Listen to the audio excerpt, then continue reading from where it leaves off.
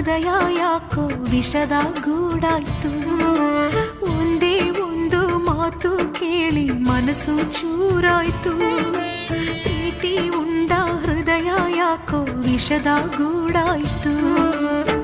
ಮುಳ್ಳಿನಲ್ಲಿ ಮಾಡಿದ ಹೊದಿಕೆ ನನ್ನ